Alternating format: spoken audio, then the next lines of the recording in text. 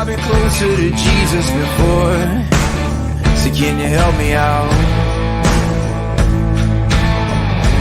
Oh, can you help me out? Am I on my own? Am I on my own? But can you help me out? Am I on my own? Am I on my own? Or can you help me out? Can you help me out? I've been scared to look in my soul.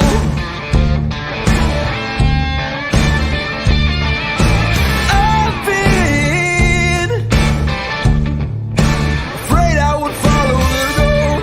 Yeah, afraid of the things I've been told. Hello, everybody, and welcome inside Running Point on ysnlive.com, brought to you by our good friends over at Greenwood Chevrolet in Austintown. Anthony Hartwig with you, alongside Mr. Ty Bartell to my right. You're right, too. It's not like we're I almost said my right, your left, and I was like, wait a minute. It's everyone's right because they're all watching the exact same way I am. Oh, welcome to live streaming. Everything is weird. We have a lot to talk about today. We have some games to recap from yesterday, a big slate of games on the tap tonight. We still have playoff football to dive into as we learn more and more about the matchup with Ursuline and Clinton Massey. That'll be actually tomorrow morning, right? 10:30. I believe so. I think it's either tomorrow or it might actually be Saturday morning. Actually, I think it's Saturday. Saturday at 10:30 tomorrow. We had this discussion before. Yeah, I believe it is Saturday. It's tomorrow morning at 10:30. Oh, it's tomorrow? Yep. Ian O'Brien, Steve Leslie will have the call. We'll also have DJ Oakley there, and we'll have a lot of people there on the sideline as well. That's right. So they moved the basketball game to an entirely different day. I think it was originally scheduled for Friday. Was it originally scheduled for Friday? I think so. Well, I know, yeah, but I'm saying they moved the basketball game to an entirely different day. I thought that me and the basketball game was originally scheduled for Friday. Yeah, I know. They moved it to a different day. They moved it to Saturday. And I thought I thought it was lined up on the same day, but they moved it from Friday to Saturday. Which makes more sense because you think, like, when we were talking earlier this week, we were like, well, they just pushed the boys game back. And it was like, no, because boys games almost never start in the mornings. Yeah. So it makes more sense that this is how it goes. So we apologize for not exactly having it clear earlier in the week, but now we do know for sure 10:30 tomorrow. So when we come on the air tomorrow, that game will be winding down. Maybe we'll have some live updates and be able to do some stuff with the end of that game. Yeah, certainly, and it should be very fun by tomorrow when we're opening up. We'll be Still means tomorrow the state championship trophy can make an appearance at the boys basketball game. Yeah, that could happen. I still want it to happen. Yeah, for sure. Before we get to all that, let's go over some scores from last night.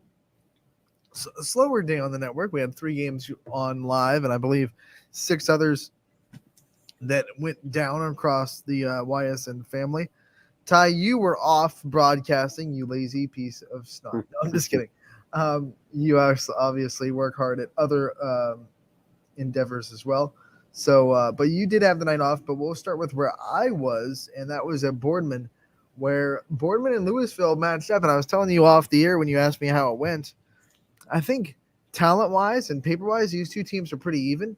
I think the difference, and it really showed itself last night, was Lowesville is more mature and more experienced, and Boardman has a lot of young talent. And I think sometimes that young talent seep through a little bit.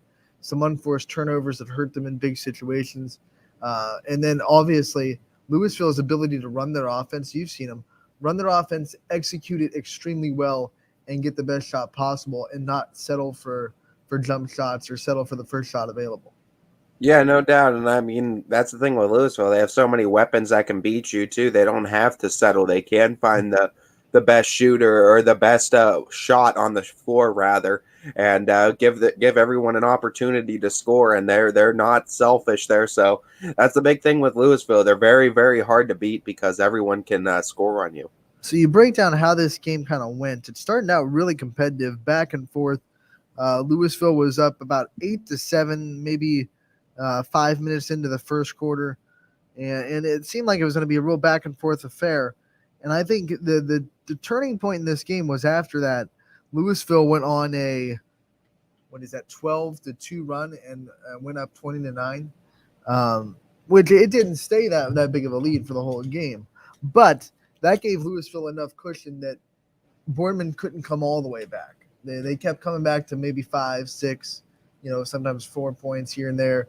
But Louisville kept pushing them back in time. They had enough cushion to keep Boardman at bay because after 20-9, Boardman came back, made it 22-17. Then Louisville pushed back and made it 34-24 at halftime. And then you look at Boardman, they came back and was making it a 4-point game. It was 44-40 at one point in the third quarter. And then Louisville fought back again and eventually went up 51-43 and then won the game 59-47. So, 12 points. It seems like Louisville was in control, but it was really a back and forth game that Louisville, just that initial burst, gave them enough space. Yeah, and that's a big thing with Louisville is they're very good at holding leads. And, I mean, once they build on it, they're very good at holding it defensively, at least early on in the season. And the other big thing offensively, they keep pace with you when you try to make runs. So it feels like you can never really get ahead of the 8 ball. You make enough of a run to try to close out on it, but it just always seems like Louisville has enough or just someone on offense that's able to make a bucket and just keep them from falling behind in a run too and get them right back in it. And that's just the thing. It's very tough to beat them. Here's the thing that was really impressive to watch from them last night, especially in this type of game.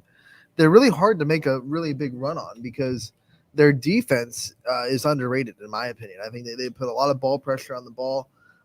They force turnovers, so it's really hard to score like 10, 11 consecutive points on them because eventually you're gonna get them into a turnover and they're gonna have a fast break layup to break the run up or something like that. Especially young teams, and Coach Kudo's been doing this a long time too. So I mean, he knows the tricks to the game too, and he knows how to exploit some of the weaknesses that a team can bring in. He does a great job with it, and knowing that he has an experienced team, young teams are going to have trouble against this too because it's an experienced coach with an experienced team. They're gonna exploit the fact that these are younger girls that are on the court too, and you're going to have to try to make adjustments too. But it's all part of getting experience. You've also seen them. Their assistant coaches are very energetic. I love watching assistant coaches coach. Yeah, no doubt. It was great to be on the floor. It was a great game, really. It was a 12-point win for Louisville. But like I said, it was still back and forth. And because Boardman kept pushing it and making it, back to 5 points or back to 4 points down, you never really felt like Boardman was out of it, even though they could never crack that egg and get back in the lead. I don't believe they led after the first quarter. Yeah, and I mean, that's the biggest thing too with Louisville. Like I said, they just do a great job at holding leads. I had a chance to catch up with Coach Kudo after the game and hear from him and what he thought about it and what he thinks about the season ahead. So let's hear from him in his post-game press conference with me. Ready? Anthony Hartwig here with Coach Kudos after Louisville's win over Boardman tonight. This is a tough win against a scrappy Boardman team. What did it take to pull it out? Well, you know what? We coming down the stretch. Number 5 was killing us all game long, and we decided to face guard her, and all the other girls stepped up. That is one scrappy, as you said, Boardman team. To come into their house and to play with the kind of intensity that we were able to play throughout all 32 minutes, I think it's a huge statement for us as a program, as a team, because that is a very gifted team with some gifted athletes. You guys showed some really good discipline with some foul trouble late in that game. Talk about how much you trust your players to play aggressive defense, even with 3 or 4 fouls on them. We feel that we have a really high basketball IQ as a team. And when we tell these girls that you don't want to pick up anything that's silly at this point on, they embrace that, they go with that, and they take it to heart. And again, it goes back to a very strong basketball IQ, and they showed that this evening. You guys had 3 players with 16 points. in different ways too. Thorne can hit the three. Kelsey gives you a lot of presence in the paint, and then Brooke can do a little bit of everything. What's it mean to have three different players that can do three different things to score in three different ways? Well, it's just not those three players. On any given night, any other girl that's playing in the game can step up and do the exact same thing. It just happened to be those three girls on this particular night. But that's what we work so hard on in practice. We're going to distribute the ball. We are going to make sure everybody gets their look at some time and then capitalize on that look at that moment. It felt like you really were giving them trouble with the press and getting turnovers that went to easy buckets. Talk about kind of what into that decision, and when you turn that press on, what works so well with it? Well, ball pressure is a big part of what we want to do because that's going to lead to transition points.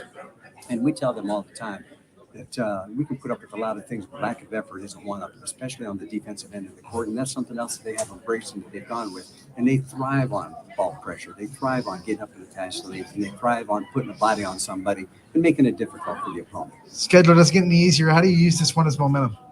We're going to go and we're going to break the film down. And we're going to take a look at some things that we need to clean up, certainly, because they made us do some ugly things. They made us play ugly at times.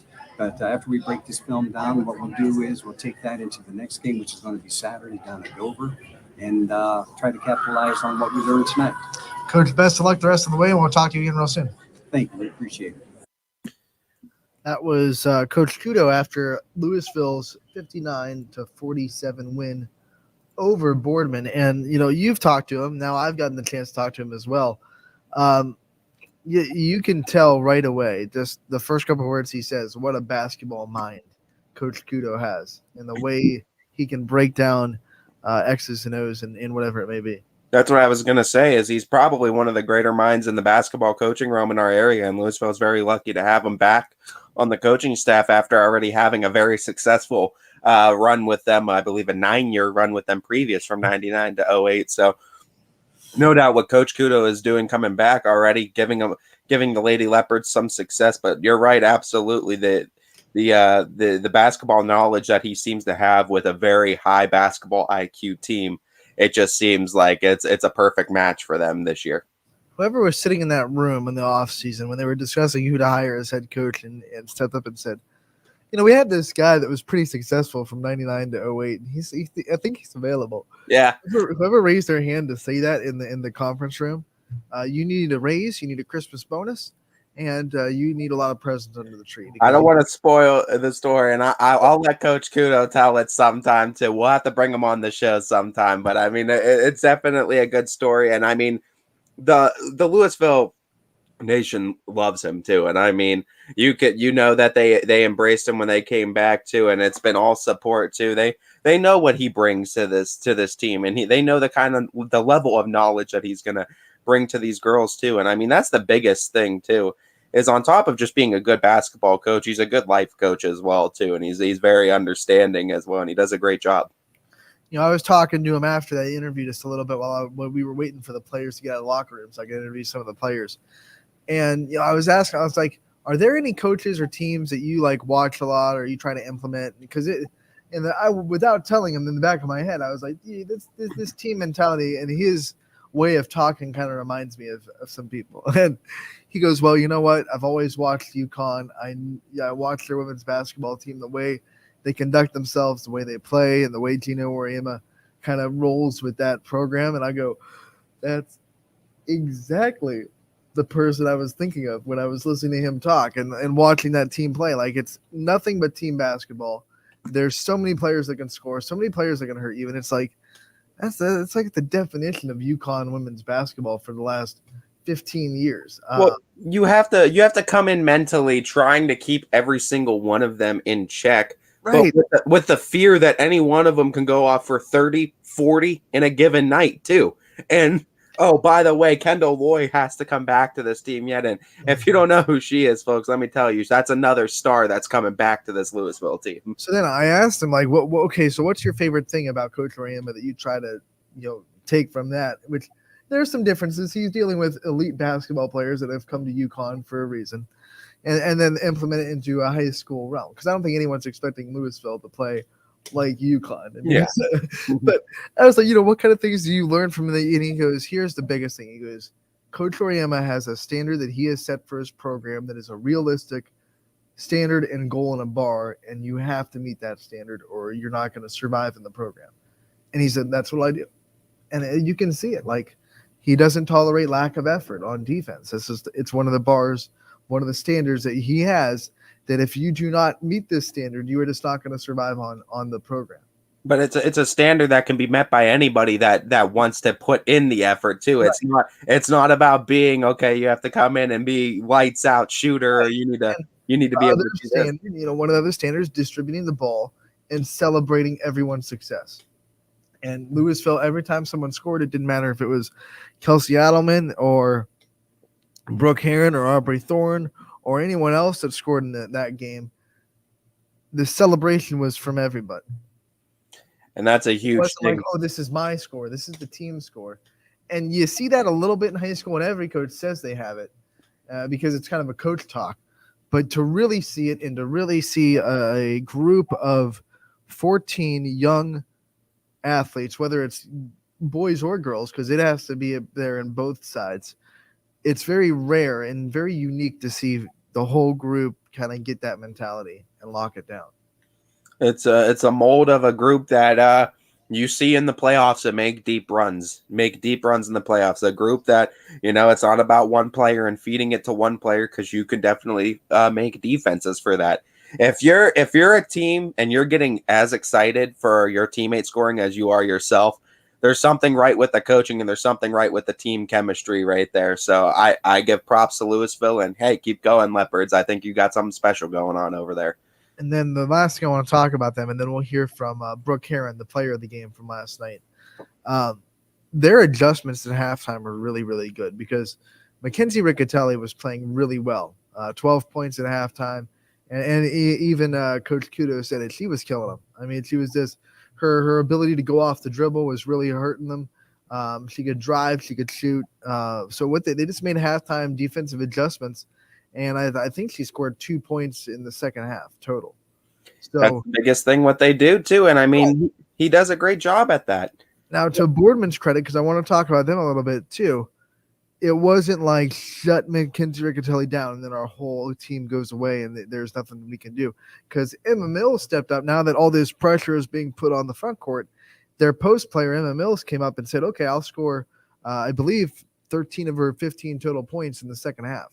So Boardman counter-adjusted and said, if you're going to put ball pressure on our guards, that's going to bring you up and, open up the back side of the hoop. So Boardman did a really good job adjusting to Louisville's adjustment. Like I said, I think the difference in this game is when they played. I think if they play late in the year, it'd be a different story.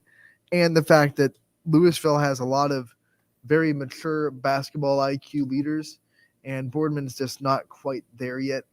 Their leader's a sophomore.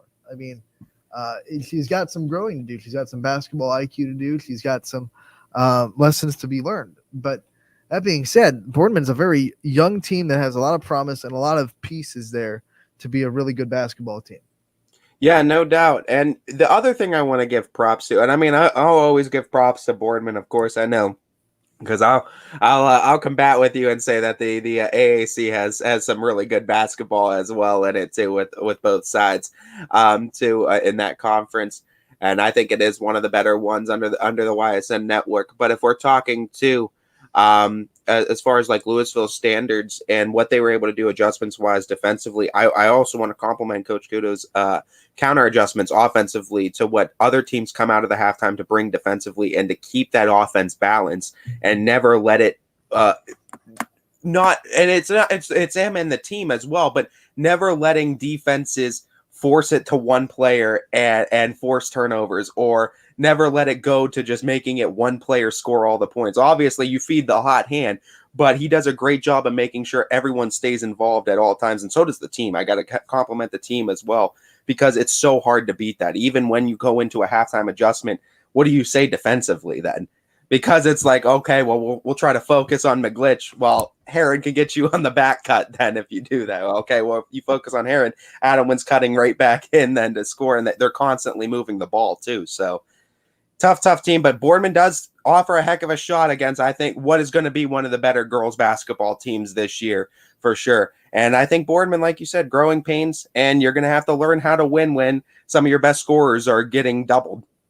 Yeah, when a couple of their players got hurt during soccer season and I knew they weren't going to be available for basketball, I thought to myself before the season, I said, Boardman is going to have growing pains. They're going to struggle. And they're not winning yet. I mean, they were 1-2, so it's not like they're not struggling, but they're a lot better than I imagined them were going to be this early in the season. Like, they had chances to win this game against Louisville, who is, in my opinion, one of the best teams on the YSN wall over there on the girls' side.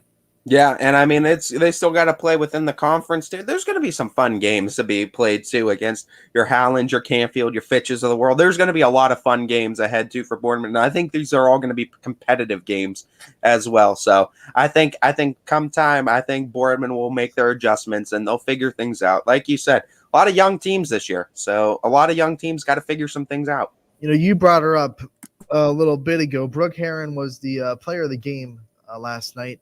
She led the team with 16 points. She shared that lead with Aubrey Thord and Kelsey Adelman, who all had 16 apiece, just amplifying the balance of this team. But I picked Heron for the player of the game simply because she was the most, in my opinion, consistent scorer that felt like she was an impact on the game the first quarter to the fourth quarter. It balanced the whole game. I get what you're saying. Thorne had a really good second quarter. She hit a 3 before halftime to put them up 10. So she had big plays, but it felt like Brooke was like just constant impact on the game for the whole 4 quarters. So I gave her the player of the game and got a chance to talk with her after.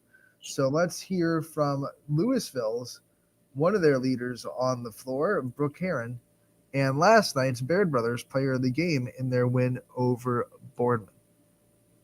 Anthony Hartley here with tonight's Baird Brothers player of the game, Brooke Heron, after Louisville's big win over Boardman. Brooke, on the road, you guys come in against a team that kept scrapping. You guys kept fighting back.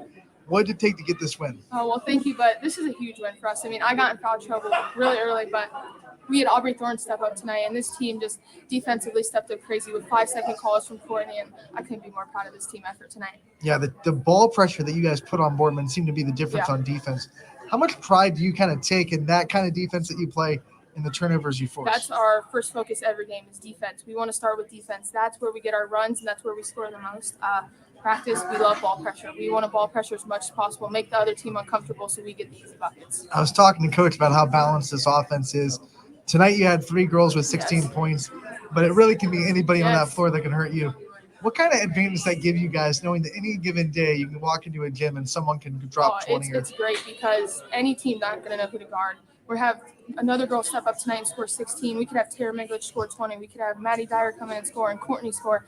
A team doesn't know who they're going to guard, and that's a great defense for us. You talked about earlier, you were in foul trouble a little bit in that fourth quarter, but you stayed aggressive on defense. How much do you got to trust yourself when you have foul trouble? I have to stay in it mentally for sure. I mean, I have to learn to trust myself, and that starts mentally on the floor. And my coaches have trusted me, so they know that I have to play smart, and I'm willing to do that and not pick up any more fouls. Try to, at least. Try to. It doesn't take long to realize that you're one of the vocal leaders of this team. What kind of leadership qualities do you think you bring, and what do you try to do every night to lead this team? Every night I try to give 100% for this team, and I might not be a captain on the floor with my name, but I try to be a leader vocally, help my team out as much as possible, whether it's boards. If I'm not shooting well, I'm trying to give it all on the floor on defense. How do you use this game as momentum heading forward? I know the schedule doesn't get any easier. No, each game is hard, and we play a tough schedule, but we use this as motivation. Every game, every away game like this, we use it as a drive to keep going and keep battling. Well, congratulations on the win, so and good luck the rest of the way. Thank you. That was last night's Baird Brothers player of the game in Louisville's 59-47 win over Boardman. Brooke Heron scored 16 points, led the team in scoring, along with Kelsey Adelman and Aubrey Thorne as well. Both of those players scoring 16 as well. Yeah, and I mean, that's what we say. I mean, that's how this team operates, and they're so good at it. And Brooke Heron plays a lot bigger than she is, and she kind of operates as one of the centers for this team too, getting a load of rebounds and being her and Kelsey Adelman aren't like the biggest like laterally, but they're both extremely strong with the ball. They go through the paint, and it's like a Mack truck trying to stop them in there. They can go through contact. I think they both had buckets and fouls going through contact. at least twice in the game. So they know how to finish. They're strong with the ball. So they're not exactly the tallest players in the world, but sometimes you don't need to be tall if you're really strong in the paint. Yeah, no doubt. Honestly, that's the only thing you could kind of say with this Louisville team is that they lack height. So they're going to have to make up for it with intensity and boxing out. But like I said, you can't teach height, but you can teach box outs. And I've seen plenty of smaller players get rebounds over taller players just by boxing out alone. And if you know how to box out and you know how to get yourself positioned correctly, you can still get rebounds over some of those taller players. Well, that's the thing. I mean, if you box out a taller player and execute it, her options are either let you get the rebound or go over your back and get a foul call. Yeah, unless she could somehow maneuver it to grab the ball, but without making the contact over your back. Unless she's freakishly taller than you. I mean, if she's she would have to be like she's 6'6" and you're 5'2", you know, she can just catch it over your head without even having to reach it over you. Gianna Antetokounmpo. Oh, you're puny man. I got the ball right over your head. Yeah. So unless you're going up against Brittany Griner, and you're 5'2", then boxing out should work.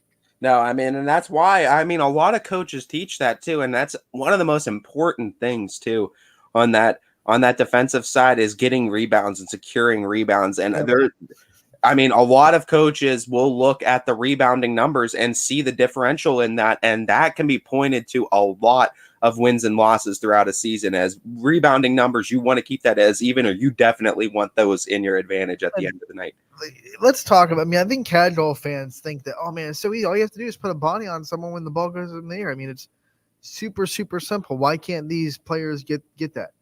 And you watch it, and even college players forget to box out. Your mind is racing in basketball because it's such a fast sport, and you're working, and then all of a sudden the ball goes up, and your mind has to slowly slow down. Say, okay, I got to find somebody. I got to get a body on them. It's a lot harder than I think people give it credit for. Unless you're a rebounding genius like Dennis Rodman, where he was able to literally know as it bounces off of the rim where it's going to end up to. That's another thing too, and that goes into basketball. They calculated the bounce off the rim. Yeah, it's calculating that, and with the spin of the ball too. It's one where if you have that basketball IQ, it takes that as well. You need to be able to read where the ball is coming off of that rim and where it's going to be bouncing. If they ever make a movie about Dennis Rodman, it's going to be like the Sherlock Holmes movie where the ball's in the air, and then it slows it down, and he's like 95 degrees off the heel of the rim. It'll bounce off so I have to. What it felt like. Get to 23, box him out. He's got a trick knee on his left side, and then all of a sudden it plays out. And then he just gets another rebound too. But no, that's one of those numbers too. A lot of coaches will look at is the rebounding numbers in the game, and that's a big one that coaches will always. Turnovers obviously is a big one, but rebounds is another one where coaches will circle constantly and say, you want to win that battle. I'm sure going into this game with Louisville versus Boardman, the Leopards coaching staff was probably a little bit worried on how they stacked up with rebounding with two really good post players for Boardman. Right.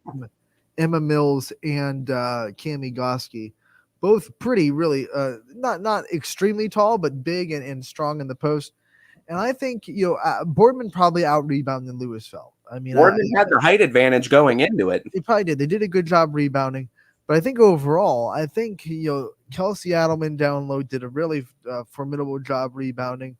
And I think Louisville, if they did lose the rebound battle, it wasn't enough to impact the outcome of the game, obviously, because they won by 12. And you know what? Like we said, and I'll say it too, we know Lindsey Jones is another one too with Western Reserve. It doesn't matter the size of the player sometimes. It's the size of the heart too. And another one I remember too, Nate Leskovac that used to play for Fitch was another one, not the tallest guy, but he would box out guys 6'5" and grab bounds over them. Not afraid. You cover a lot of Waterloo girls, and I only did like 2 games, so the name escapes me. But there's a really small girl that just works extremely hard, extremely physical. Can you spot the name? Oh man, geez. I'm blanking. I'm trying to think of who it would have been last year, right? Maybe if Mike Schweinhart's watching, he'll text me. Yeah. I'll have to look. I might look into. I'll have to look it up because I'm not going to be able to remember it right off the I thing. remember how like unbelievably feisty she was. I'll know it as soon as I know who you're her referencing. defense. It was like almost to the point where she almost got into some tussles, and I was like, "This girl, you never backing down, man." 4'11", maybe. But that's exactly like when we saw with Lindsey Jones too, and I always compliment her too. And she's having herself a pretty good start of the season as well. And she's feisty. You want to talk about someone fearless too, and I mean all the respect in the world too. You know what? It's funny too when you see some bigs almost scared of her coming after them too. It's like the elephant being scared of the mouse. Yeah. Oh, I mean, she's scary when you're standing there. You see her coming at you unafraid. I mean, there's got to be some sort of psychological effect to that when you just see someone coming at you full force and they're like, yeah, I'm going right into you. And I mean, when they're smaller, you're feeling the whole impact too. They're right into you. Louisville once again won 59-47. Salem gets their first win in the EBC with a 46-23 win over Minerva.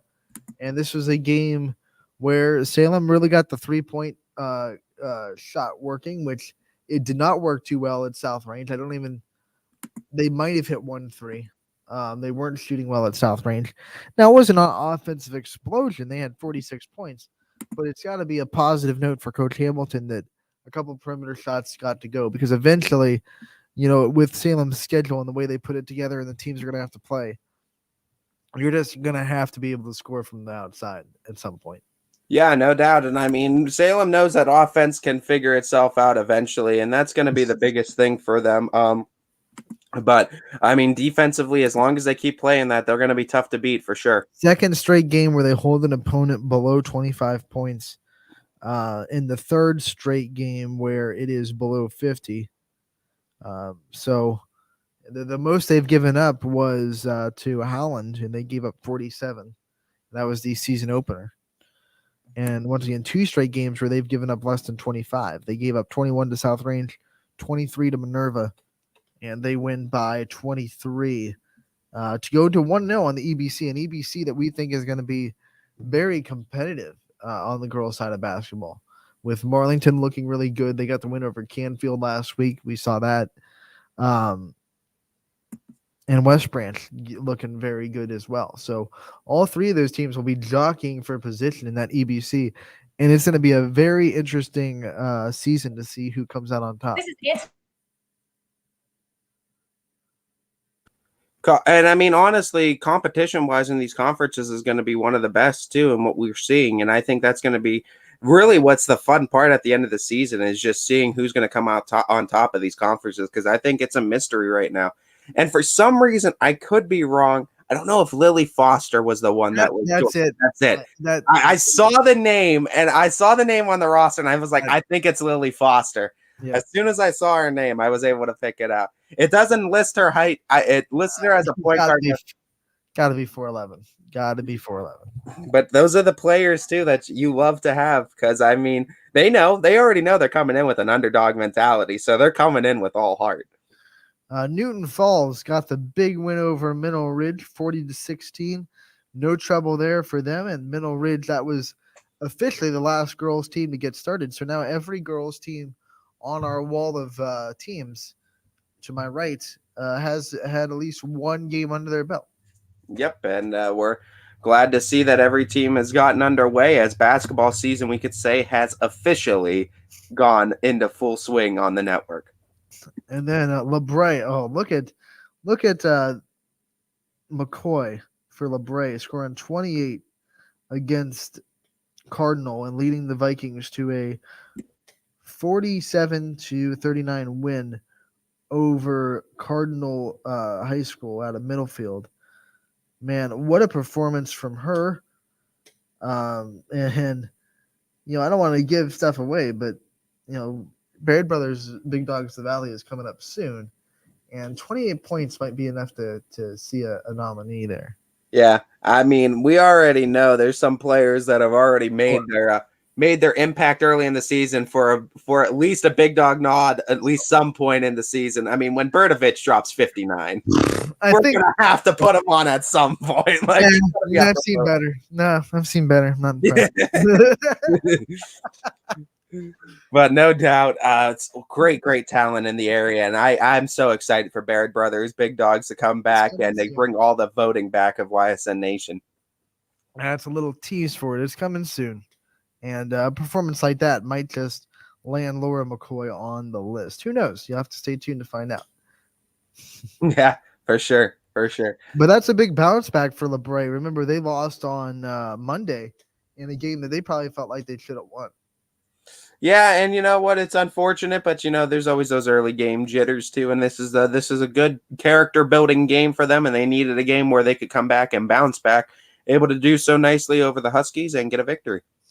Now the Cardinal Huskies, I know it's a little counterintuitive. As we look, I just wanted to see for my Gerard beat them on Monday, so they bounce back and get the win over Cardinal by 8. And Laura McCoy scores 28 of their 47 points. That could be an issue. Balanced teams always have more success, so you definitely want to find a little bit more offense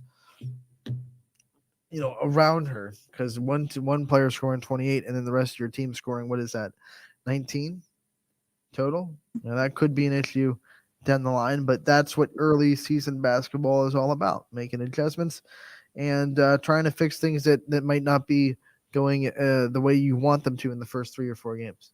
Yeah, no doubt. And like we said, young teams are going to need to make those adjustments, and we'll see early season mishappenings and early season struggles for some of these teams. It's just going to happen. I'll tell you what isn't mishappening. That is West Branch in the EBC. They get their first win in the conference over Alliance, 57-38. And Sophie Gregory had 25 points for the Warriors. Hey, Baird Brothers Big Dog of the Valley coming soon. That might be another name that pops up on that list. You never know. You have to stay tuned to all of our social media platforms and ysnlive.com. 57-38. Once again, Gregory has 25. Livy Showalter has 18, and they roll over Alliance to get their first win in the EBC. And once again, I don't want to beat a dead horse, but this EBC is going to be very good. West Branch looking strong. We already saw Marlington and what they were able to do against Canfield, who we think is one of the better teams on that wall over there for the girls' side of basketball. And then, obviously, Salem with their defense playing as well as they are right now. The speed on their defense, I think, might make them the best defense in the EBC. We'll have to see if that equals the best team in the EBC as the season goes on. Yeah, obviously, and we'll see, as it's going to be a tough conference for sure, as they're going to have a lot more tests to try to accomplish as the season goes on. Yeah, this EBC, in my opinion, is going to be the most fun conference to watch this year. Because you got three powerhouse teams that could honestly be district champions in the same conference, and I think that's the only conference on the girls' side. I'm gonna boldly say it. That's the only conference on the girls' side, in my humble opinion, that has 3 or more teams that I will confidently say could win a district championship. It's fair. It is very fair. We'll have to see, though. All of them are gonna have a tough schedule ahead of them too. So we'll see how they people fare. are going to say, "What about the AAC?" And I get it. The strong teams on Howland and Boardman and Canfield, but unfortunately for those teams, they're in Division I. And that those districts are so hard to get out of. So I'm not saying they can't win a district, but that word confidently saying they could win a district championship is the difference between that argument. Yeah, obviously we know Division I's a juggernaut, but hey, never say never. No, it's a gauntlet. That's why those team schedules are so good. Even Louisville, who is a Division I team, has just a ridiculous schedule. So when they get to tournaments, they're ready for the level of caliber play they'll see at the Division I level. Yeah. Look at independent too helps them out as well. Oh yeah, that's the truth. They're able to get a lot of those big games. You could argue Canfield and Howland and Boardman and Fitch and even Warren Harding, they're as close to independent as you can be while being in a conference, because that's only 4 conference games. 8 technically. No, 4 conference teams. 4 conference teams, yeah, 8 games throughout the season. 8 games. So You that still leaves got about 12 games 12 to play ish. with. Yeah. When most other conferences have at least 8 teams, which is at least 14 league games, and then you only have 6 or 7 games to play with outside of that. So Well, that's kind of why Louisville had to, because Louisville was in that predicament where they were dominating for so long in their divisions that they went independent just so they can get that And competition. you look at their schedule; they're pretty much in the Federal League. They're not, but they're playing every Federal League team. So it's like you're a Federal League team. Yeah, but I mean, it's still, I guess, gives them the freedom to pick and choose. And hey, it's a different story for what we see most of our teams under the network like. Louisville in girls basketball is kind of like Notre Dame in football, where it's like, yeah, you're independent, but you're pretty much playing the ACC. You're an ACC team. Yeah. It's just them and Heartland, right? That are our two independents, right? Yes, because JFK is in the North Coast. Trail. Or no. Yeah, the ACC? P. Yeah. Did they move? Yeah, because they're playing like Southeast and What was the North? They replaced Garfield. They're in the conference that Garfield used to be in. Which was the North Coast League? No, I think it's the the Portage Trail. Okay, I might have gotten that wrong. I could be wrong. They're playing Southeast. They're playing. No, you're right. It's the Portage Trail Conference. Woo! No, you're right. I don't know why I was thinking. I don't know who plays in the North Coast League. That is a conference. Am I right? Yeah, that used. I think that used to be where JFK was. Okay, if that's where JFK was, I just wanted to make sure. Like, I thought that was a conference, and I wasn't just saying. Now, I think their football team's still independent. Okay, technically, because they don't play like those teams. They don't play Southeast. They don't play. I think Rootstown is in that conference. Garfield used to be. I think so. Yeah, because then you have Mogdor is in that conference, I believe. Yeah. So speaking of JFK, though. They got off to a hot start, 3-0 on the season. They have suffered their first loss last night, though. Excuse me. Suffered their first loss last night on the road, 54-37. They dropped the game to Southeast. And, hey, it's still a team that has some growing to do. They've won 2 more games than they did last year already. So they're definitely improved. Southeast is a big monster inside the district, inside the division. And they're division up 2. I think they're division 3 and Warren JFK's division 4. So yeah, JFK got punched in the mouth a little bit, and we're gonna have to see how the Eagles will respond. I still think this is a team that can win a lot of games this year. Yeah, for sure. And I mean, already well improved too. So I mean, good job on the Eagles as they continue to grow and build that program. That was one of my favorite coach interviews, by the way. Oh, is it core? Yeah, I mean, you could just tell he oozed with passion for his program and his team, and energy and passion in that interview. And that's just something that I will always, if you have that, I will. That's more important to me in high school basketball than smarts and X's and O's and everything like that. I'm not saying he's not smart in X's and O's, but I put that as a high priority because at this level, these kids have to feed off your energy and feed off your passion. And if you don't have that, then you've lost them, in my opinion, or you'll eventually lose them. So he definitely has that for his team. And I think that's one of the reasons we're seeing the big turnaround from him from year 1 to year 2. Yeah, no doubt. I mean, you got to be able to give kids a reason to buy into a program. Right. And if you're not into it, I mean, why would they be? Speaking of new coaches that are into their programs, Coach DiOrio gets a win with Cardinal Mooney as they go on the road and beat Canton Central Catholic 47-34. That's a big road win for Mooney, bouncing back from the loss to Boardman on Saturday. Yeah, and I mean they needed to do that too, so they come out and they get a big victory too. So hats off to them as they're able to get it rolling again. And that is the final scores of the lineup last night, per se. We had a wonderful time broadcasting the 3 games we did. Well, I was at Louisville, GJ was at Salem, and Newton Falls school students took care of their broadcast. But wanted to give a shout out to the other teams around the area that were playing last night. It was a quote unquote slow night because tonight there's a lot more games on than last night. But it goes to our total tie. We weren't gonna separate ourselves from each other last night because we all picked the same.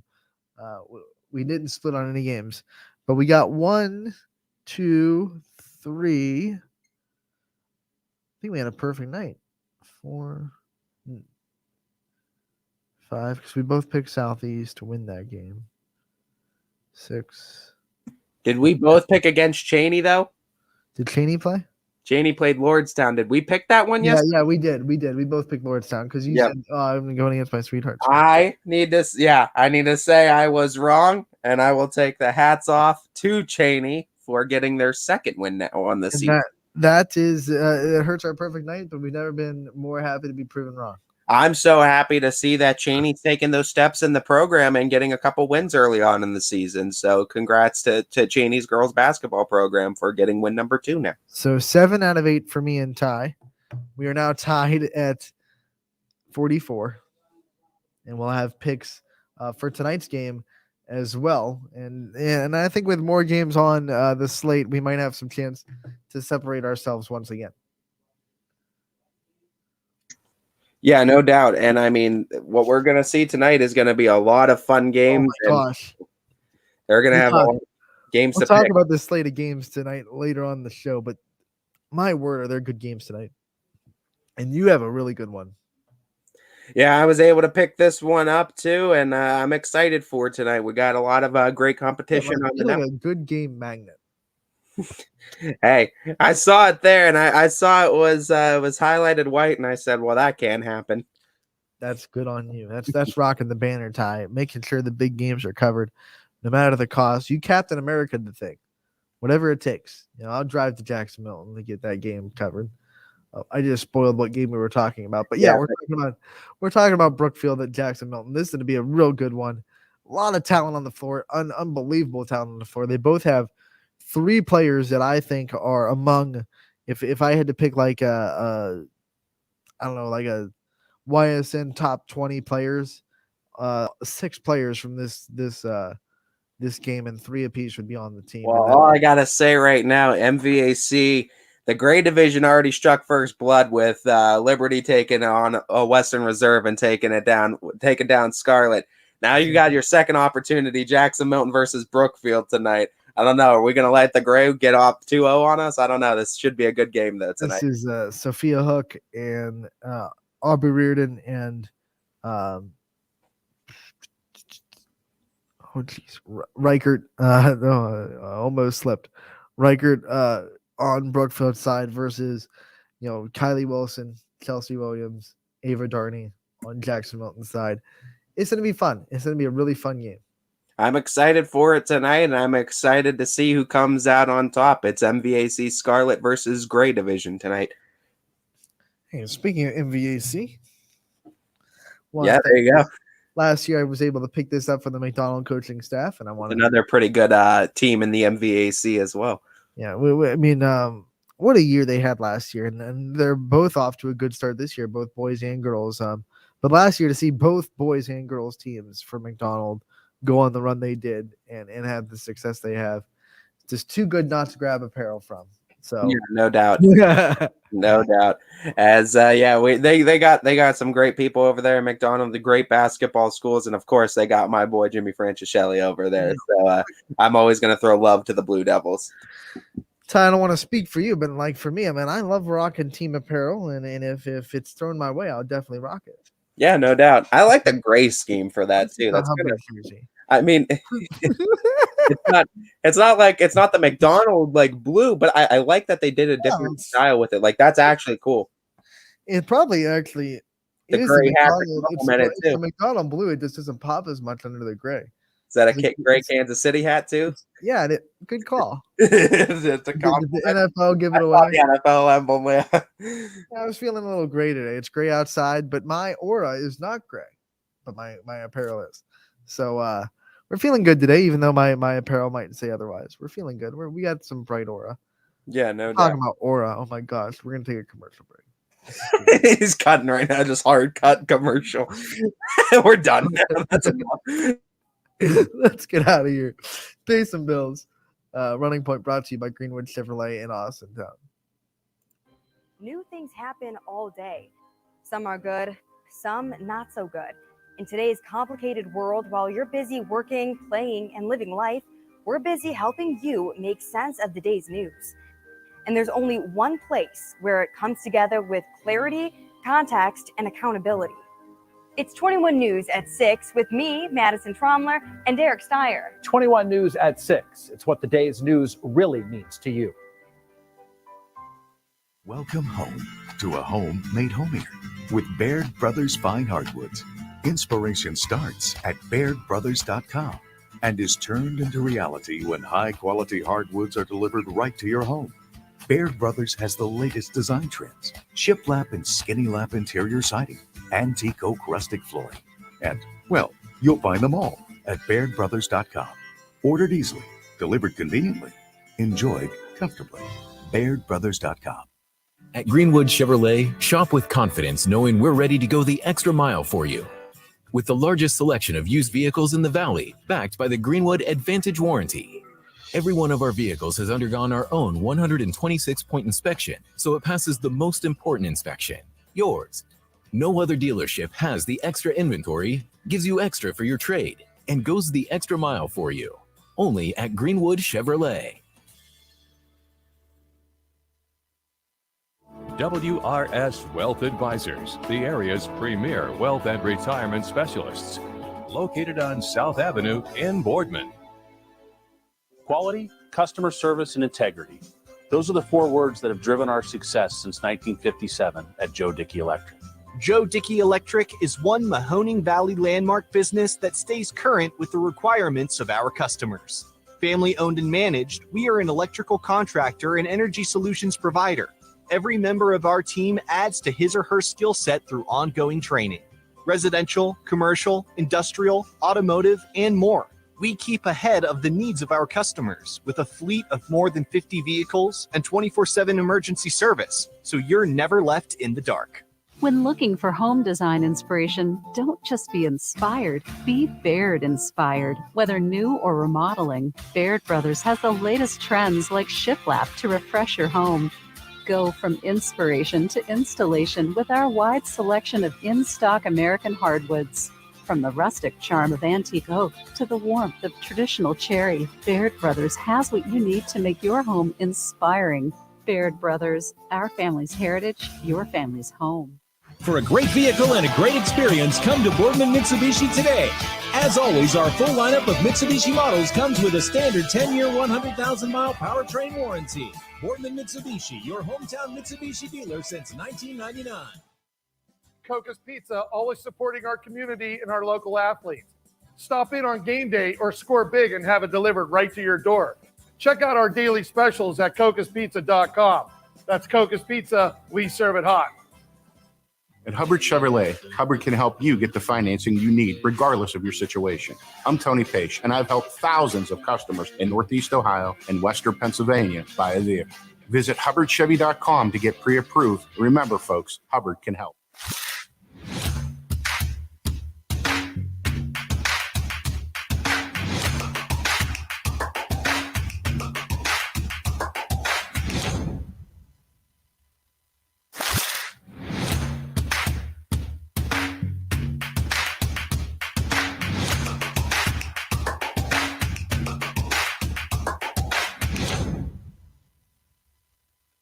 You're not waiting to see what the world has in store for you. It's more about what you have in store for the world. All you need is the opportunity. All you need are the resources of a large university and the advantages of a personalized academic setting where you can experience new worlds in the arts and sciences, business, and education and make them your own. We are where you shape your future. We are Youngstown State University and proud.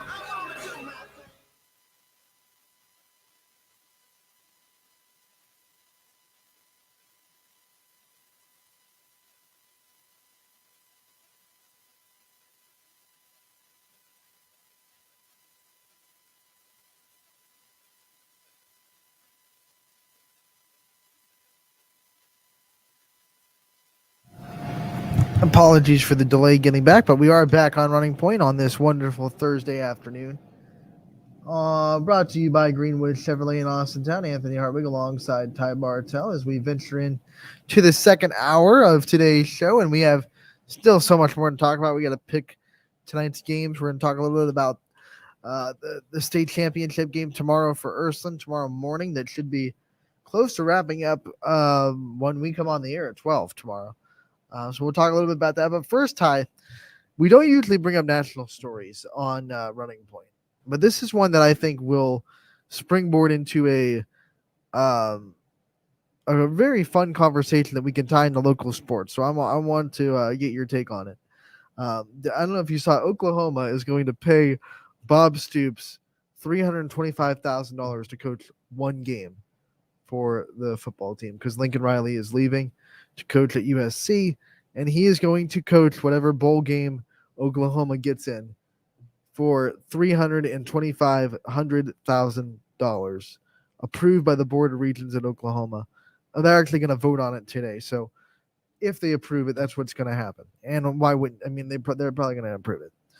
So that being said, there's a lot of really good coaches. So I don't want this conversation to think that any of these high schools are in a bad spot coaching wise and they need someone to come and coach. But if you could take a coaching legend, it could be from your high school, could be from the alma mater. It could just be a coaching legend that you wish coached your high school.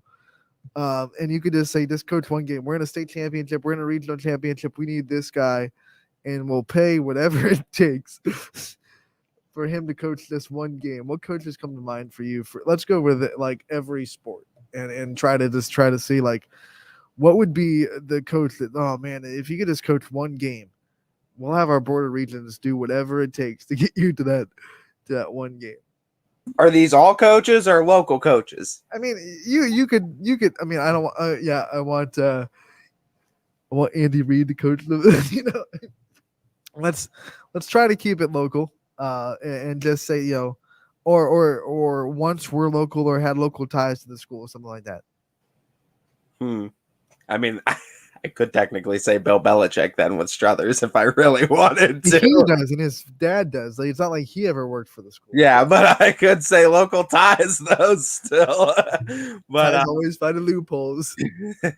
I have Bill Belichick. I would have Bill Belichick coach. Get the Struthers. We'll pay you whatever. Just one game.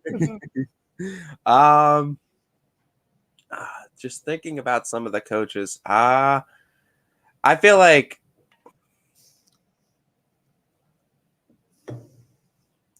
just some of the coaches in the area. I mean, there's so many good ones though that we've talked to in the basketball realm that, I mean, off the top of my head, like I said, I could think of two. Obviously, I'm always gonna represent our Fitch coaches and Wilson and Beanie and say they're great coaches. But of course, Gunther over at Ursuline, that's what Coach Kudo, even with Louisville. I think Kudo is a great mind to have for a team as well. Let me throw a name. It's on the other end of Louisville. Like, how many schools would be like, okay, we're one big game. We need Coach Siegfried. Yeah. To coach us for this, Well, like, you got Kudo coming back, who has the third most wins in program history on the girls' side. You have Siegfried, who is what currently holds the most, and he's what now?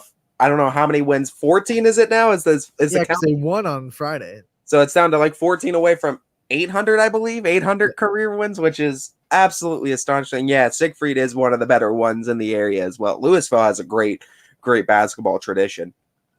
And when I'm thinking like this from like I went to South Range, so going from a South Range perspective, football, I would pay out the wazoo just to get Dan Yeagley back. Just to let him stay there forever. Turn back the clock, and let's get another 23 years of Dan Yeagley on the sidelines. That would just be my dream. For volleyball though, like Rachel Baker kind of turned this program around and put South Range volleyball where it's at now. And obviously she was building a family, so she had to step away. So I would give her whatever she wanted, to come back and coach one game for the volleyball team again. Basketball, Coach Collin did such a great job with his basketball program on the boys' side for years, 8 years actually. And he put it back on the map. It was kind of stagnant for a while, a lot of coaching carousels. But I remember when I was growing up, it was all about Coach McHugh. Like, Coach McHugh is, if you're talking South Range boys basketball, you got to have him on the top of the list. And it's kind of the same kind of story because like Bob Stoops is coming back to where he really made a name for himself coaching. It's not the only place he coached, but everyone knows him for coaching Oklahoma. So, one game for Coach McHugh to get back on the sidelines as a varsity head coach. I know he's been on staff a couple of times here and there. For basketball would be great. And then I think their baseball and softball teams are headed up by the best coaches in their program's history so far. So no changes there. It's once again like Coach Yeagley, whatever it takes to just keep you here for another 40 years. I'll give it. No, there's definitely fantastic coaches. Speaking from the Fitch perspective too, obviously we love Coach Parker. I think everyone in Austintown would say what they would give to get Coach Annarella back for one more game to coach that one more game. I think Coach Annarella had a fantastic history with the Falcons too, one that will never be forgotten as well. Looking though at some other coaches that just come off the top of my head, I mean, Coach Blanche over at Poland too. I mean, sustained success through multiple players. Plant flag on a mountaintop to say that Coach Blanche, I don't think he would be a good person for 1 year because the reason he's successful at Poland is because he's taken his whole tenure to build this culture.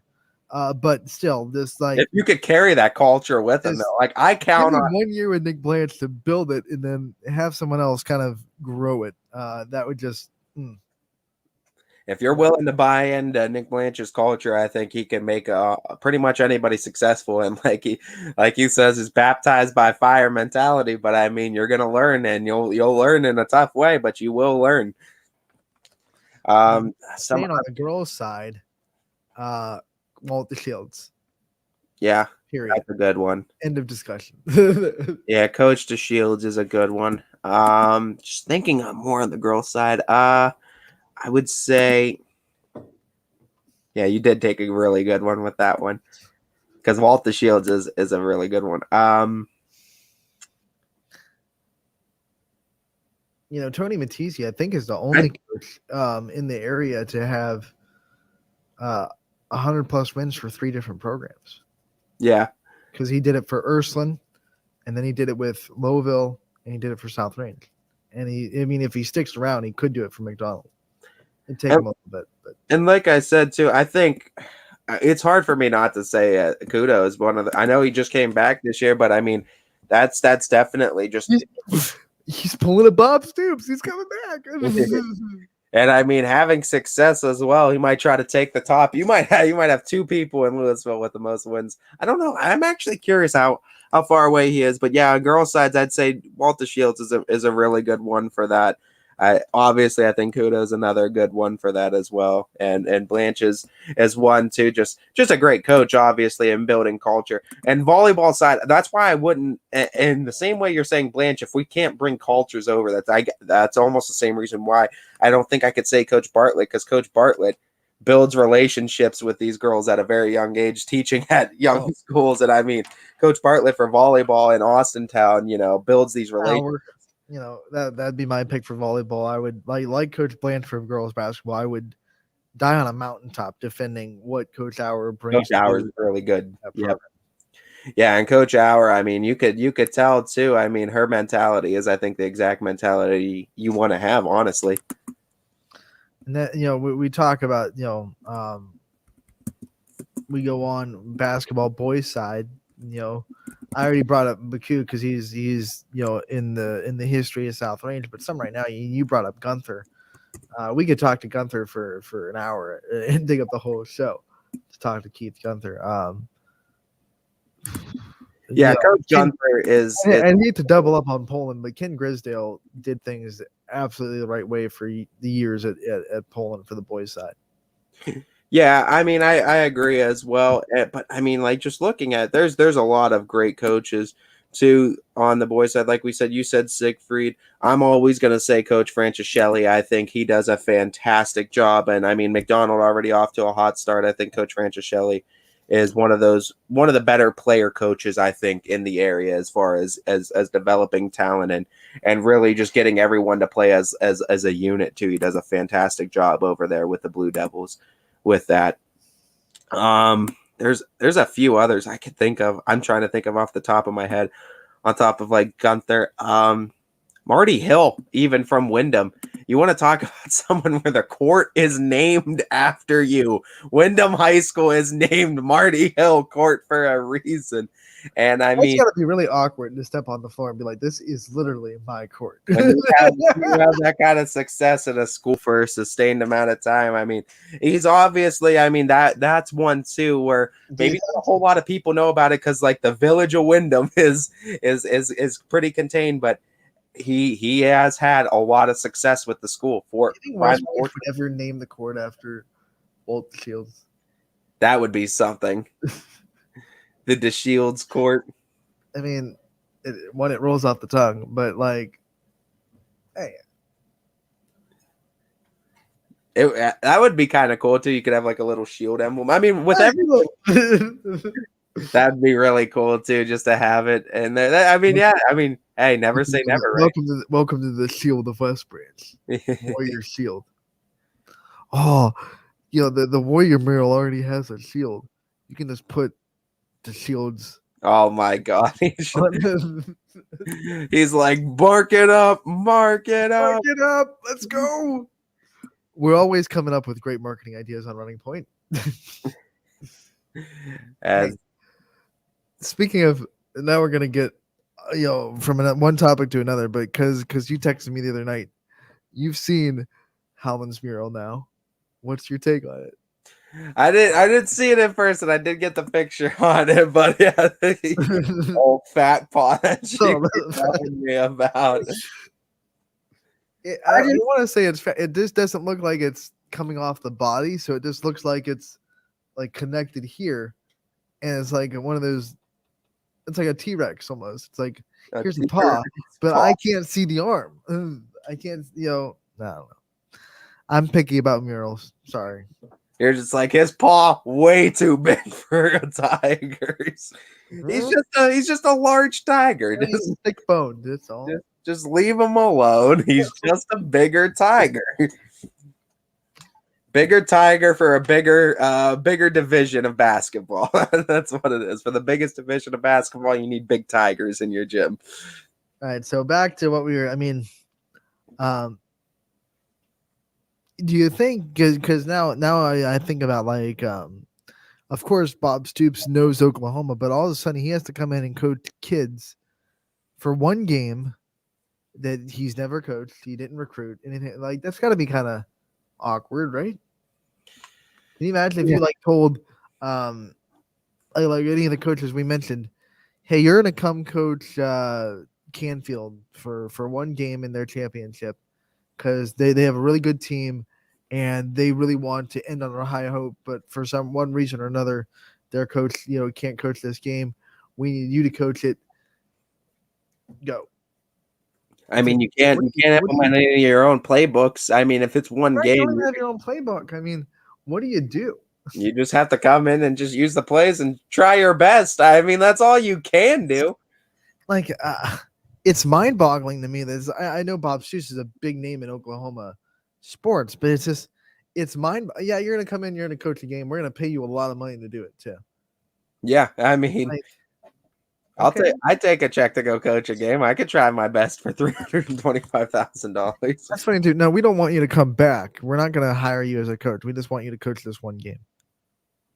It's gonna be a nostalgia feel, and it's gonna be cool to see him for one game coaching again, and that's pretty much all it's gonna be. Has that ever happened before?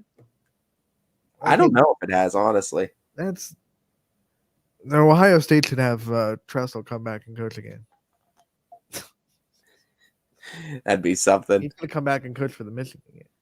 One game he comes back. That'd probably fire up them. I gotta imagine that'd fire them up. Right? Like to see that sweater vest on the sideline. That'd be kind of cool. Not gonna lie, that'd be cool. I decided that I saw that and I was like, that is so alien to me, just to be like, hey coach, you're a legend in our school and you've been gone for a while, but we're gonna have you come back and coach this one game for us, and we're gonna pay you a lot of money to do it. How's that sound? All right, $325,000 just for one for about 4 hours of my life. Yeah, cool. Literally. I'll For take it. about 4 hours. I'll take it. I'll go coach. It's not. I mean, I don't know the details, but I don't think he's gonna come and like be the head coach for the month of practice leading up to the bowl. Who cares if it's a month? It's $325,000. But that's another question that pops in my mind. Like, is he the coach to prepare them for the bowl, or is he just kind of showing up at the Maybe, bowl game? but you can't be preparing them in any different way, though. Like, you can't start implementing like a whole. You can't reinvent the wheel as far as like offense and defense. You're gonna have to run. You can learn what they're running. You know what I mean? Like, you can yourself as a coach. Yeah, you can learn then for sure. But I'm thinking you maybe don't even know what to call because it's like, what's my play sheet? Let's run Z24X post skinny post Y banana 17. I think that's a good play. I have no idea because I don't know what it is. You know what I'm saying? Because every team's terminology at that level, every team's terminology. They hand him the playbook as he's ready to step on the field, and they're like, "Here you go, here you go, here you go, coach. Tap on the shoulder, get her done." You're a legend, prove it. It's like, well, just in the quarterback's ear. I guess we're gonna go. I guess we're going with this. I don't know. I mean, it's what's it's your like a substitute quarterback? What's your opinion on this play? It's like a substitute teacher coming in and just Asking the smartest kid in the class, how does the class work? Hey, where did you guys leave off yesterday? Oh yeah, we were in chapter 2. Oh, okay, cool. The kid's lying. What play do you think we should run? Because I'm looking at this and this playbook is gibberish to me. He tries to pass it off like Quarterback's like, we're gonna throw the ball all day. it's like a third and like 25. He calls a run play. He's like, "What are you doing?" Let's run the annexation of Puerto Rico. All right, cool. I don't know what that is. Second and inches. Second and inches. We're chucking it. We're running the wasp. Hail Mary. Hail Mary. That's you got to give him time. There's no way that he's just stepping on for 4 hours. He's got to get at least a week's time to look at the play. Like, I'm sure the playbook's already, after they approve it, or it's probably already been sent to him in some manner to look at right now as they're approving it. I got to imagine he's looking at something right now.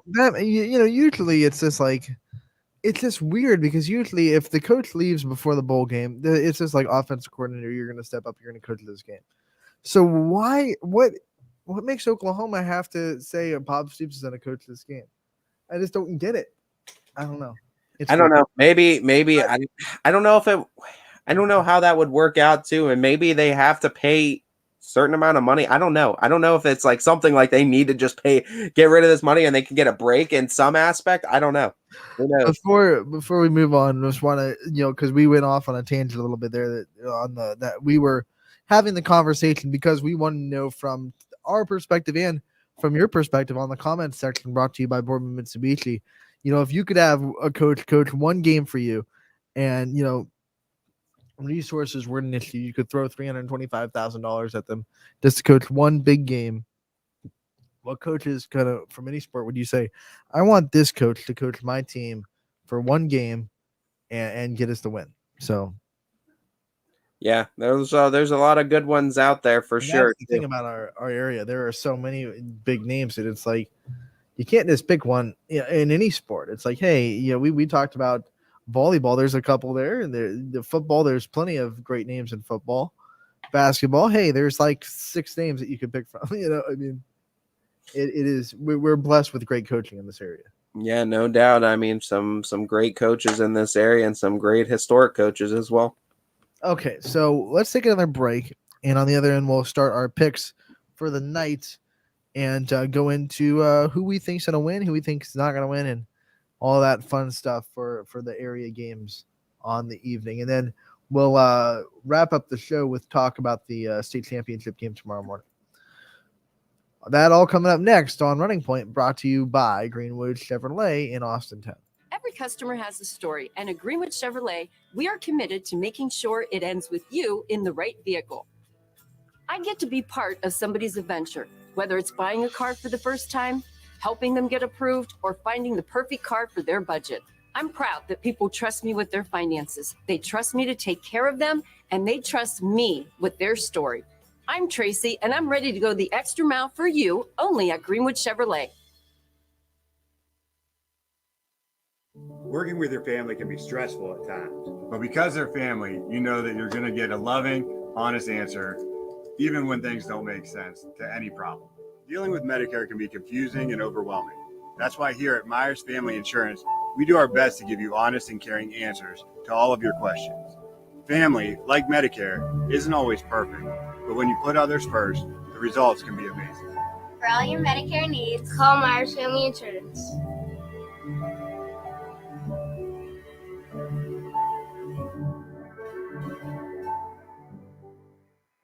Storm season. I think we're under the gun for some heavy storms over the next couple of hours. And Storm Tracker 21 is ready. This is probably the one we're keeping a closer eye on. On air, And locally, we're going to have a lot of eyes on our area. online, All right, let's talk high-risk futurecast and the timing of this weather. on social media, and on our app. Notice we'll have scattered showers on Thursday. Stay ready with Storm Tracker 21. The severe weather threat now through around sunset this evening. Hi, this is Tommy Clem, owner of WRS Insurance Solutions. WRS Insurance Solutions is a local independent agency that specializes in life, Medicare, long-term care, and disability products. Call us at 330-953-3722 or visit us at wrsinsurancesolutions.com to learn more. Good luck to all the student athletes in the Valley.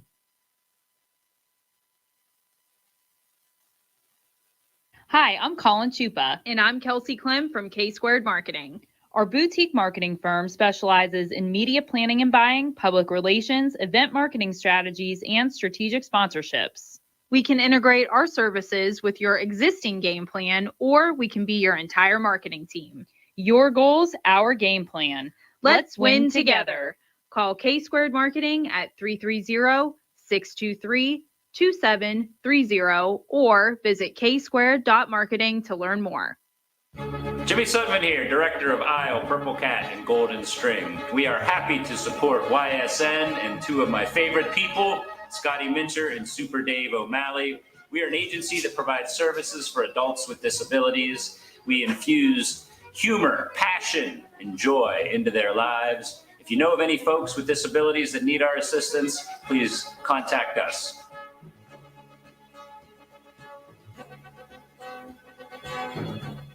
Your teams work hard and give it all they've got. Well, so does ours, because 21 Sports and YSN give you extra effort when covering local sports. 21 Sports and YSN, winning coverage of our Valley's teams.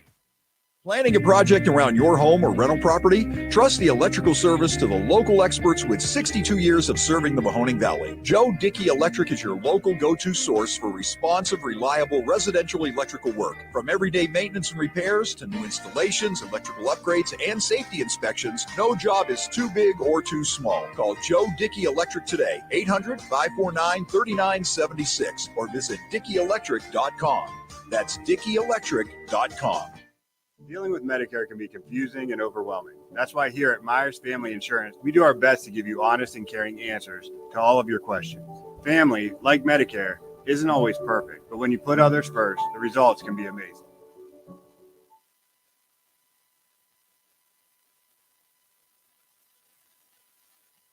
Welcome back to Running Point on ysnlive.com, brought to you by our good friends over at Greenwood Chevrolet in Austintown. We endlessly thank them and all of our sponsors for their continued support of YSN.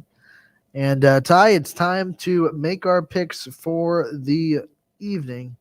And we look, and we're just going to go straight down the schedule in no particular order. So don't think that we're taking favorites or anything. We're going to start with Indian Creek and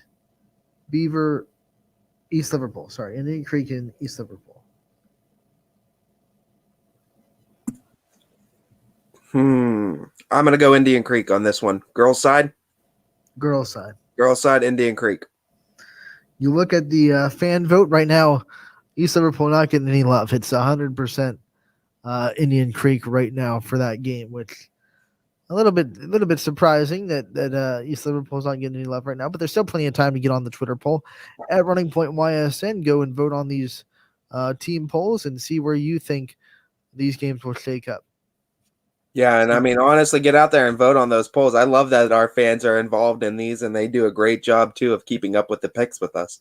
We know that when it comes to voting, YSN Nation steps up big time. We learned that from Baird Brothers. And you got to make your pick yet. You gave me the first. I'm stalling a little bit. Tom. Yeah, I know, but you got to make your pick. You're over here like, hey, I'm trying to hold on to the.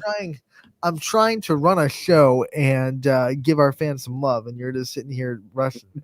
Because you're just mad. Yeah, I want my sheriff hat back is what I want. It's tied. There's no sheriff hat I'm sick of holding on. I'm holding on to sheriff hat with you. I'm over here like this right now, holding on to the sheriff hat with you. We're both holding it. Okay? Yeah, no, I want sole possession of sheriff hat. You'll never get it. Who do you pick? I forget. I picked Indian Creek. Yeah, I'll go with you. Indian Creek is one of the better teams in that conference, and they're going to be really tough for East Liverpool to deal with. So I think they're going to win. CJ Stroge will have the call there. That game tips off at 5:30 from East Liverpool. Yeah, and make sure you get out there and watch it. CJ, good guy. We go from that to Lisbon at Columbiana. Eric Hopp will have the call there for us. And you look at the fan vote tie for this one. And right now, looking for it. It is all Columbiana, 100% to 0. Lisbon, we usually have someone voting for each team, but right now, 2 straight polls that are at 100% right now. Yeah, and I mean, it's not 1 vote, it's 5 votes for Columbiana. So, yeah, and I mean, honestly, looking at what, I'm gonna have to clipper clap with it. I'm gonna have to clipper clap with them, and I'm gonna have to say Columbiana in this one. It was my turn to go first. You step up. I'm sorry, I jumped. Stay in your lane. We're staying in order. You're going first next time too. Yeah, I can't go away from Columbiana either. I think they're going to get this win, especially because they're at home. I think they're just in a better spot right now, and although Lisbon has shown promise, I think Columbiana gets this win. We go on to the next game on our schedule, Southern at Wellsville, and that one will be at 6:30, a 6:30 tip-off. By the way, Columbiana hosting Lisbon is at a 5:30 tip-off. So you look at Southern and Wellsville tie. The fan vote right now is sorry, I have to go up. Okay, wait a minute. I know I posted it. Hold on. Where are you at? Where are you at? Where are you at? Where are you at? Where are you at? There you are. It's 100% with Southern. And these aren't like 1 vote polls either. So a lot of people on the Southern train right now. Wellsville got their first win in, I believe, over a season on Monday. So they're coming off a high. Yeah, and no doubt. I mean, props to them for getting that victory. And obviously, congratulations to Wellsville. Don't you dare jump my turn.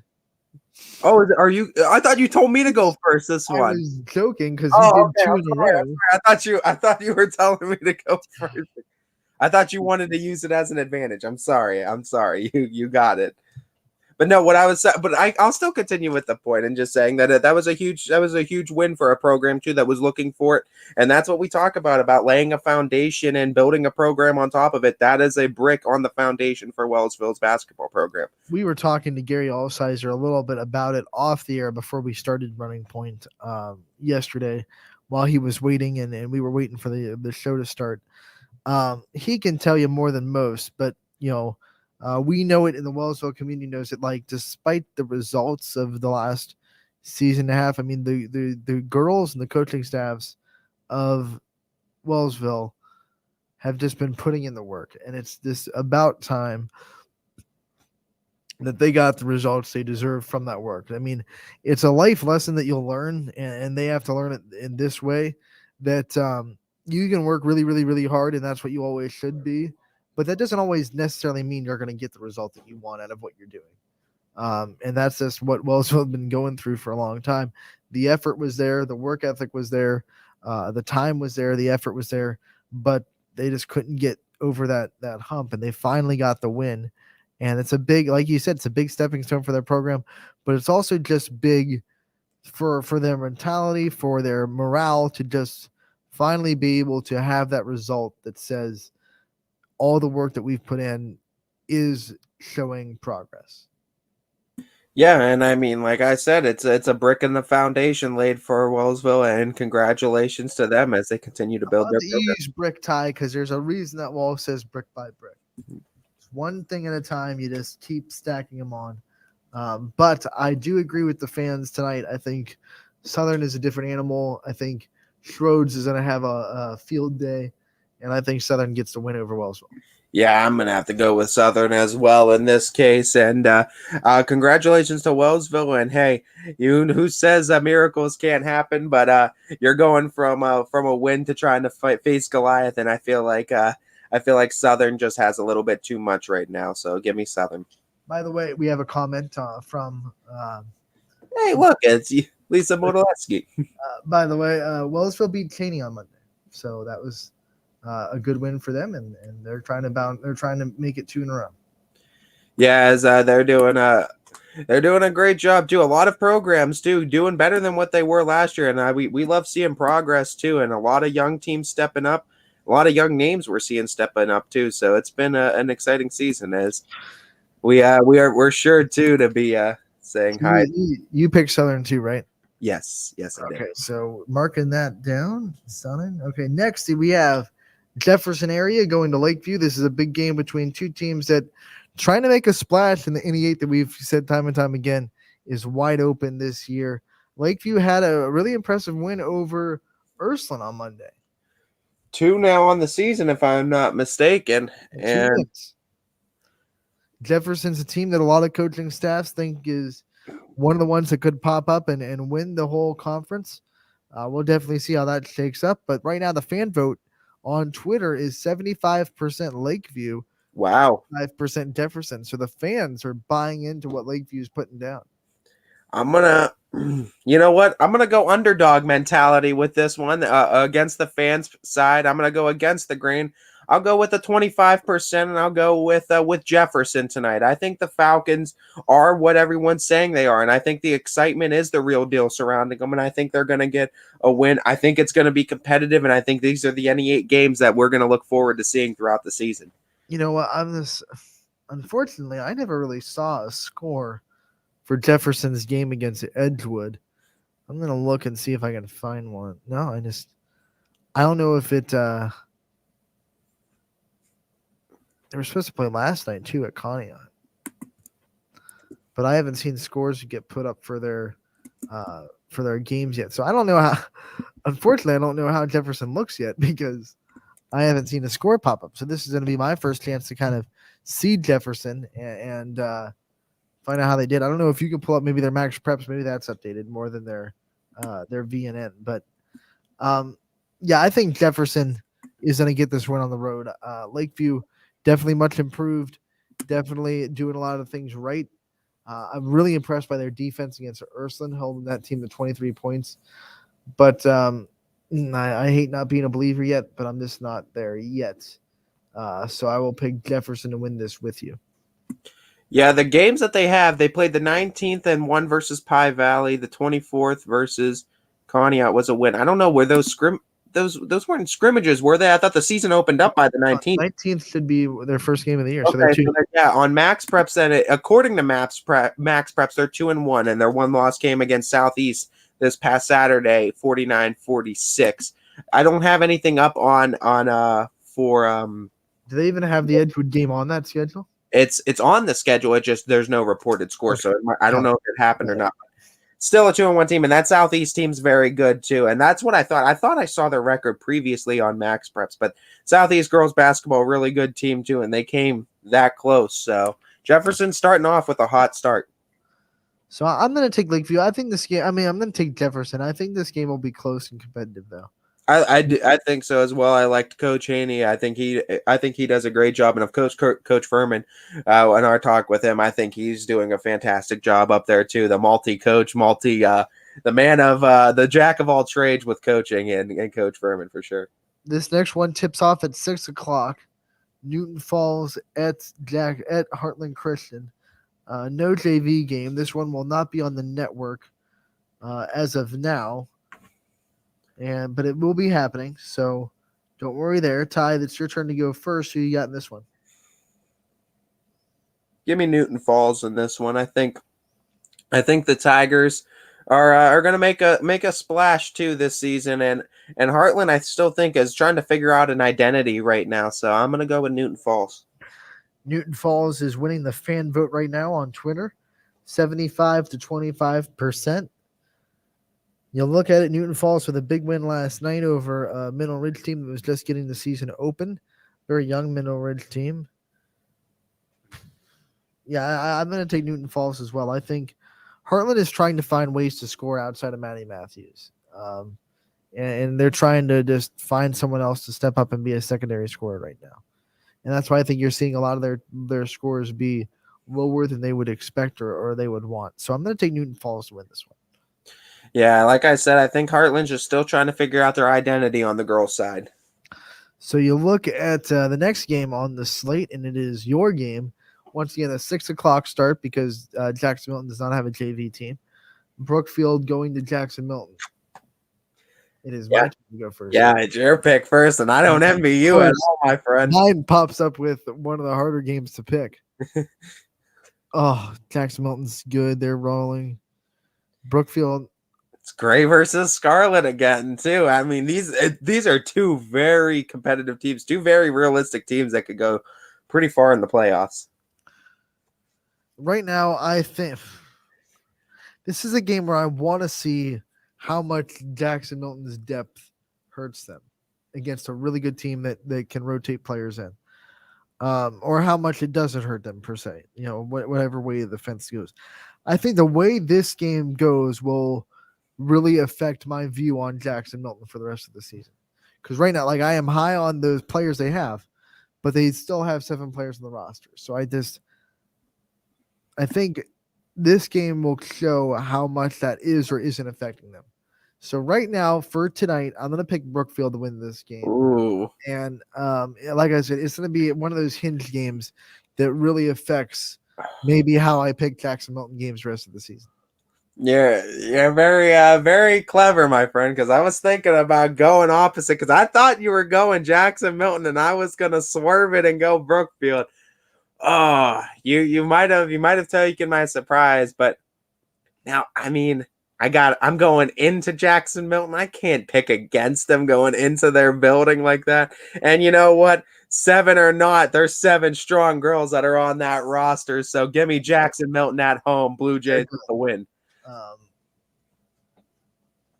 And I'll tell you, their big 3 of Kylie Wilson, Chelsea Williams, and Ava Darney, all 3 of them might be able to start almost anywhere else, and especially in their Division 4 in the area if they wanted to. So very good 7 players, but still 7 players. So I want to see how that affects them tonight.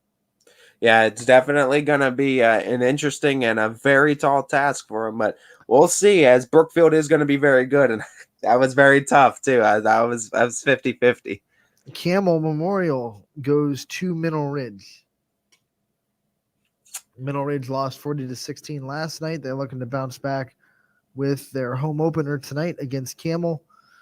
Camel's looked up and down. We know that score of the Hubbard game. It didn't go the way they wanted. They had a very close and much more competitive game against Cheney that they lost at the end. They gave up about a 7-point lead, but they also, won a very dramatic, very hard-fought game against Sebring. So, right now, a team that we're trying to figure out.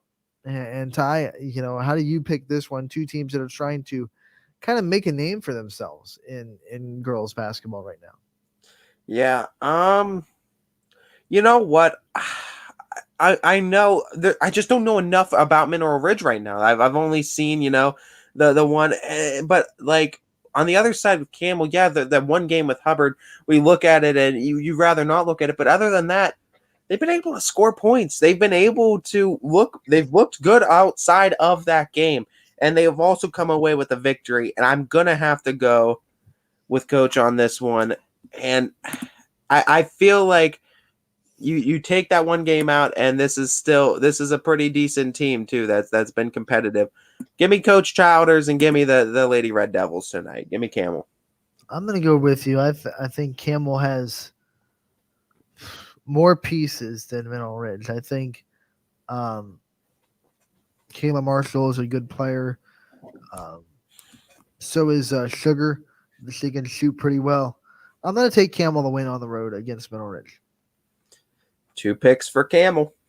So we are going to Fairport Harding at Wyndham, 6 o'clock tip-off for this one.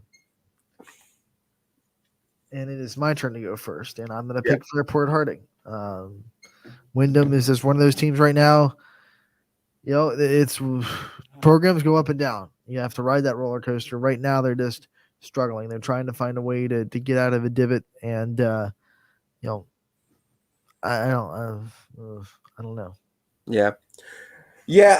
I'll go with you then. I'll go with Fairport Harding as well, and we'll see how this plays out too. As like we said, teams and programs go up and down, and they're able to build programs quickly and quicker than most sometimes. So we'll see. We'll see how the development of Wyndham goes. This is a game I'll be at. South Range hosts Girard. Very interesting way this game could go, because when I'm looking at this, right now is a turning point for South Range's season, because they've lost 2 games and they haven't looked great, especially on offense. But you take who they played. They played one of the best teams in the state, hands down, in Akron-Hoban, and one of the best teams in the district of Division II in Salem. Both very good defenses, both more seasoned than them right now, because South Range is all of a sudden a very inexperienced team. So tonight is where they could either pack it in and say, this season isn't going the way we want, we're just going to get through it and move on. Or they could say, you know what? Wash those 2 games away, still play good defense, find ways to score here and there, and let's get a win under our belt and turn this season around. So it's going to be interesting to see how that goes tonight. Yeah. I think this is a hinge game. I think the way this game goes is going to tell a lot on how the rest of the season goes for the Raiders. Yeah, no doubt. And like we said, I mean, they did play very tough competition. I mean, yeah, they didn't look good, but I mean, the teams they play don't make a lot of teams not look good, though. It's Haskell Minerva. Yeah, honestly. So I mean, anyone that plays Akron-Hoban. Yeah, Hoban is the real deal for sure. Like Hoban's like state title, real deal. But again, let me remind you that Girard's beaten Crestview. Girard's beaten LeBray. Girard's looking. This isn't a walkover. Yeah, but I think South Range might be a little bit more confident in this game than the other 2, because this is a team that they've dominated. Like Girard has not beat them, and since the start of the NE8, and I feel like the NE8 games are more like, oh, this is South Range. You know, like I don't know how this game's going to go. This is hard to pick, but I will say that, like I said, I think I think when we look back at the season after it's over, and whatever South Range's record is, I'm going to look back on this game and say, because it went this way, their record went this way. Yeah, it's definitely it could definitely be one of those swing games too. You know, you can wash off losses to non-conference team, but you start losing in the conference, then it gets in the back of your mind that, okay, this is going to be a struggle season. Yeah, so for sure. I don't know. It's your turn to pick first, thankfully.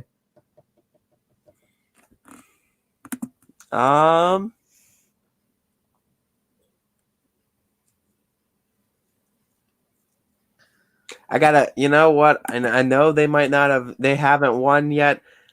Girard's, I gotta go with a team that's been winning. I'm gonna go with Girard. You might split with me on this one, but I gotta go with Girard in this one. This is so hard.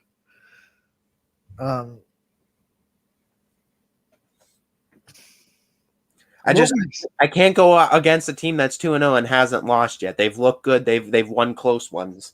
What we've seen so far this season will tell you that Girard is a better team. That's just the strength of schedule, though. I mean, obviously,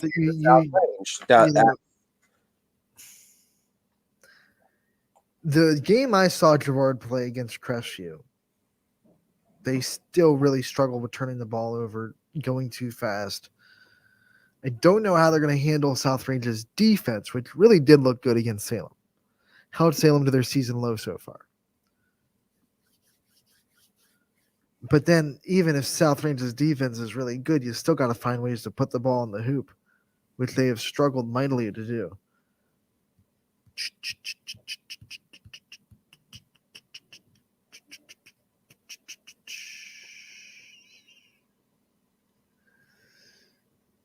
Give me South Range at home. I figured you were going to split with me on that one. Well, I'll go with the old adage that we've been going through for football. They won the conference last year, and until someone other than Poland in the conference beats them, I'm going to stick with them, right? You're doing it. So you're doing what I did with my game, too. You're like, I can't pick against them when I'm at I already broke that rule on Monday because I picked Salem. So yeah, so you're going to have to.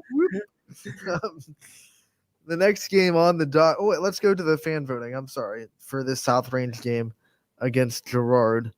Right now, South Range has the edge, 80% to 20%. Wow. So people still kind of respecting that name, not letting the struggles of the early season, impair their judgment on South Range. So we'll see how it goes against Gerard. I would not be shocked if Gerard won. I would not be at all because Gerard has played really well in their first 2 games. Sehan Dede has had a great start to her season, senior leader. Triplet is playing really well, a good ball handler that can push the tempo. We'll just see. We'll see how it goes. Next on the docket, Loweville versus Crestview. I hope Coach Modesky is still watching. Doesn't put pressure on at all picking this game. The fan vote, which is not on us. Not on us. We can't control the fan vote, Coach, because it is leaning towards Crestview, 67% to 33%. Yeah, and you're picking first on this one, buddy. So I'm picking first. You know what? Crestview has been, like South Range, they've been struggling to score a little bit. They have a lot of young talent, and then they have a lot of seniors that have been role players that are good leaders, definitely great leaders. I would never question the leadership capability of the seniors on Crestview's team. But as far as basketball goes, they're role players. They're not go and score us 20 points a game. I'm going to take Loweville to win this game. I think Crestview's in a spot where they're just finding some growing pains, and I think the Rockets are going to go into Crestview and get the win. Yeah, I think I'm going to go and ride the Rocket as well, all the way to the moon. Give me Loweville in this one. One of these days, Alice, straight to the moon. Sorry, when you said that, honeymooners just popped right in my head. I couldn't get out of there. Maplewood goes to Western Reserve as the Blue Devils try to bounce back from their loss to Liberty earlier in the season. And the fan vote is 100% Western Reserve right now. Ty, it is your turn to go first. And where do you land on this one? You got to see Western Reserve play a very competitive game against Liberty, but eventually lose that game. Yeah, Maplewood, I believe, is 1-0 on the season coming into this game, and I think their one win came against Lordstown, and it was a pretty big win. In this one, though,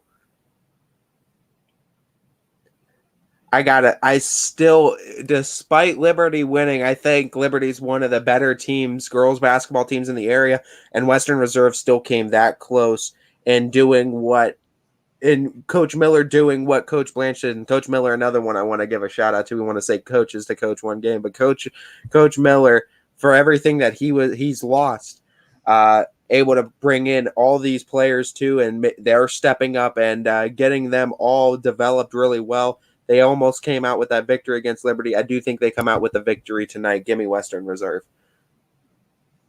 I'm looking at this. This is an easy one for me to rock the Ysn banner. I don't see Maplewood coming into Western Reserve and beating them. That's no disrespect to Maplewood, but they don't play the caliber of teams that Western Reserve does. They're not ready for this caliber of competition, and to go on the road and plus that, I think it's just too much. So I'm going to pick Western Reserve to win this game, and I'll go with the fans, and it's 100% for the fan vote. Yeah, as I think Western Reserve still looks very, very good despite everything they lost. We go inside the NE8 as Niles goes to Struthers. Ty, it is my turn to pick, but before I do, I want to throw in the fan voting. You look at this one right now. It is 100% Struthers. And, the field house is a hard place to win. It's really hard when you're trying to build a program to go win there. I'm going to pick Struthers as well. Give me some popcorn after, too. Coach Meter, I got your back with the Lady Cats. Give me the Wildcats in the field house. Popcorn at Struthers hits different. We all know that. Absolutely. And the Lady Cats. Cats. You know that. Have you gotten popcorn there yet? I have not actually gotten popcorn there yet. Dang, you're missing out. I have to get some from the field house. You look at it next. We have Poland and Hubbard. This one's a big one. This one is where we learn where Poland stands, much like, because Poland looked really good against Austintown Fitch and a really balanced offense, but Hubbard has looked really good this year too so far with wins over Campbell and then a win over Ursuline. Their defense has looked really phenomenal. It is my turn once again to pick first. No, I picked the last one first, didn't I? I did. It's your turn to pick first. Yes. This is good. You get the hard one. I get to go off of what you say. I haven't seen Hubbard play yet this season. I've only seen clips and seen it, but I have seen how Poland plays. I do like what Poland has.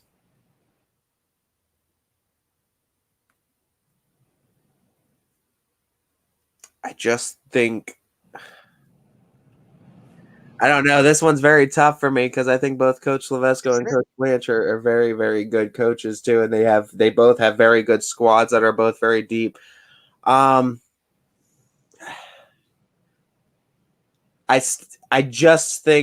think Hubbard is just bringing back a little bit more, and I got to give it to him just because they're home. I'm going to go with the Eagles tonight at this one. I'm going to go with the Eagles at home. All right.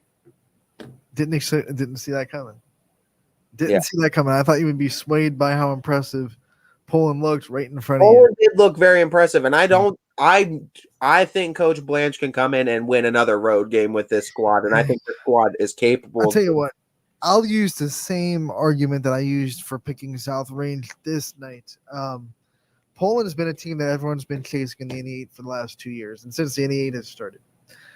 So until someone outside of South Range beats Poland, then it's still Poland's respect to kind of be considered at the top of the league. So adhering to that respect and adhering to how impressive they looked on Monday and how balanced they were. Oh my gosh, were they balanced? That's going to be hard to scout when Coach Silvesco has to watch that film and try to pick who to stop. It's not let's double team Jackie Grisdale anymore. Because they really did a good job scoring from multiple spots on the floor against Fitch. That being said, it's going to make it hard on the Hubbard defense to scout game plan. I'm going to take Poland, and like I said, Hubbard could win. I wouldn't be shocked. They're playing really well. Poland lost, a lot of their scoring, so they could hit a offensive brick wall out of nowhere. That's definitely something that could happen. But until someone in the NE8 outside of South Range beats them, then I'm going to give them the respect that they've earned over the last 2 or 3 years and say they're at the top of the league and someone else has to come and prove to me that they're not and beat them. So we'll see how the rest of the picks go throughout the season after tonight's game. And I think right now, Poland's still top dog. You talk about tough games to pick. Hey, take a look at your next one. What game you're picking now, buddy? What game are you picking, Ant? Springfield will go to Liberty. By the way, the school will take care of that Hubbard game. And before we move on to that, I don't want to forget about the fans. Their wonderful engagement in the poll has Poland up 75% to 25% right now on Twitter. I'm rolling with a lot of underdogs tonight. We'll see if I'm a genius or or just an idiot. We'll see. Springfield goes to Liberty. Alec Caberna will have the call there from the Leopard's Den. And you look at the fan vote before I make my very hard pick. And right now, the fan vote is at 67% Liberty, 33% Springfield. This one's in Liberty. You know, I think in this game particular, I think Springfield is going to miss one of their seniors that they lost last year more than they will in almost any other game on their schedule because of the athleticism and speed that Liberty brings to the table. Now, I'm not trying to say that they don't have speed on this roster or athleticism because obviously the Tigers still do.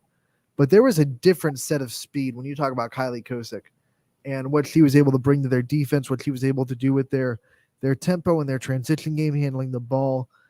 I think she would come through really handy in tonight's game against Liberty. Of course, she graduated. She's no longer with the team. So I'm going to take Liberty in this one. I think there's too many ways for them to beat you, too many offensive weapons. I'm going to take Liberty to win this game over Springfield. Yeah, I was going to take the Lady Leopards as well. I was very impressed. Already gotten a big win over a big program in Western Reserve. I thought it was a pretty big statement to make it early on in the season to beat a girls team that consistently is making runs in the playoffs too. So I think Liberty is the real deal this year. Give me the Lady Leopards and Coach Watson. All right, next on our slate, we have Valley Christian going to East Palestine. DJ Oakley will have the call there. 7 p.m. tip. Ty, before I let you pick, I want to go through the fan vote. Right now, it's 100% Valley Christian on Twitter. Yeah, and I'm not trying to. I don't disrespect because Lady Bulldogs. First time they were PCOAC champs, but yeah, these two teams co-EOAC champs. Yeah, exactly. There's some murmuring in the water tonight. I love both the coaches. I love Coach Franklin. I love Coach Agresta too. Give me the Lady Eagles and Valley Christian tonight. Ty, I'm going to split with you on this one. Valley in their first game didn't look super impressive. They definitely are missing Kristen Gill. Trying to find ways to score without her, who is now sitting on and scoring for Kentucky, the Wildcats, in the SEC. Scored her first bucket, so congratulations to that. I'm going to take East Palestine at home. Definitely some bad blood, with the way things shook up last year with the co-champions. No, I don't even want to say co-champions because they kind of broke it down into two separate. Like one is the end of season champion and one is the first half. It felt like the strike year of the MLB in 1981.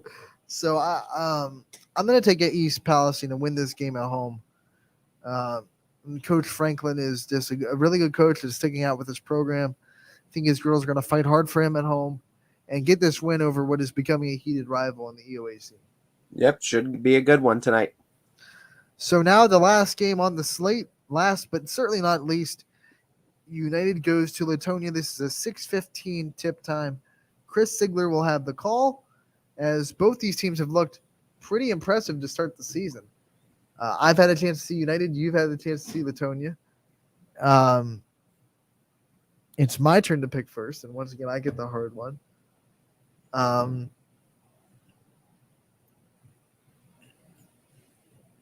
Latonia's defense has looked really good. This is a toss-up, and this is an EOAC game. It's really important. Both teams want to be top of the slate. I'm going to use the same thing I've used for other games today when they're in conference.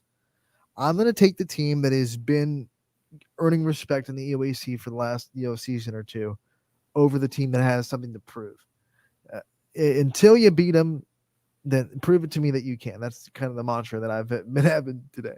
So I'm going to take United to win this game, but it's a definite chance for Latonia to make a statement in the EOAC and beat a team that contended for the top spot last year. Yeah, I'll ride that train with you and go United as well, and we'll see what the Lady Eagles are able to do tonight and see if they're able to continue the role. We're going to learn a lot about Latonia tonight. For sure. Sure. Ella Gregorino has had a great start to the season. Ella Gregorino is the real deal. She's real deal, and we're gonna learn a lot about the Bears tonight. So I'm excited about that game. Yeah, it should be a good one, as a lot of games on the network tonight on YSN.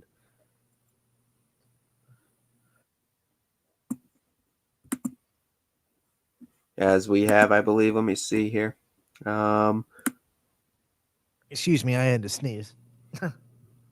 11 games, I think, on the network tonight. Let me count and double check you. 1, 2, 3, 4, 5, 6, 7, 8, 9, 10, 11. 11 games on the network tonight. So just to recap, Ty, before we get out of here, just so there's no arguments, we both picked Indian Creek. Yep. We both picked Columbiana. Yep. We both picked Southern. Yep. Both picked Jefferson. Yep. Oh no, we did. I picked you almost swerved and picked Lakeview, but we both picked Newton Falls. Yep. We split on this Brookfield game. I picked Brookfield. You picked Jackson Milton. Mm-hmm. Both picked Camel. Yep. Both picked Fairport Harding. Yep. Split on the Girard game. I take South Range. You take Girard. Yep. Both picked Loweville. Yep. Both picked Reserve. Yep. Both picked Struthers. Yep. I picked Poland. You picked Hubbard. Yep. So I'd say you're sticking with it. This is your last game. I know. I was thinking about it. We both picked Liberty. Yep. We split on Valley, Christian, East Palestine. I take EP. You take Valley. Yep. And we both take United. Yep. All right. There's definite chances to extend or fall off leads. I have a good feeling we won't be tied after tonight. We split on 4 games out of 11. So we'll see how it all shakes out. We'll be back to you tomorrow. We're taking a 22-hour break. Casual Sports Podcast coming up next from 2 to 3, and then the Power Hour from 3 to 4. Until tomorrow, where we'll be talking about the end of the Ursuline game. We will see you all later.